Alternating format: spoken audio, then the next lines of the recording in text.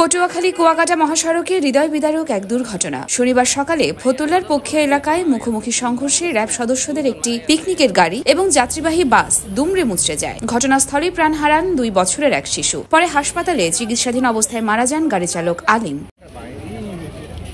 স্থানীয়রা জানিয়েছেন, র্যাব 8-এর গাড়িতে প্রায় 30 জন সদস্য ছিলেন। তীব্র সংঘর্ষের পর আহতদের উদ্ধার করে হাসপাতালে নেওয়া হয়, তবে দেরিতে পৌঁছায় পুলিশ এবং ফায়ার সার্ভিস। অভিযোগ প্রত্যক্ষদর্শীদের। আমাদের ফায়ার সার্ভিস গাফলতির কারণে আপনার স্পট ডেড এখন আমরা বলতেছি, কিন্তু তারা যদি টাইম মতো আসতে তাহলে এই সমস্যাটা বেশি একটু হইতে না। ড্রাইভারে একটা কথাই বলছে যে আমাদের বাঁচান। এই ড্রাইভার সহ সামনের 4 জন লোক আটকা পড়ছিল। আটকা পড়ানোর পরে এই ড্রাইভার বাচ্চা ছিল, কত মিনিট ড্রাইভার বাচ্চা ছিল। বাঁচার পরে ড্রাইভার খালি একটা কথাই বলছে যে ভাই আমার একটু বাইর করেন। এই একটা কথা বলছে ড্রাইভার, আর কোনো কথা বলতে পারে না। এই ড্রাইভার জায়গায় শেষ। ফায়ার সার্ভিসে ফোন দিছি, তারা আসতে সময় নিচ্ছে 55 মিনিট। ফায়ার সার্ভিস আসতে 55 মিনিট সময় নিচ্ছে। এখান থেকে আসতে লাগে 10 থেকে 15 মিনিট।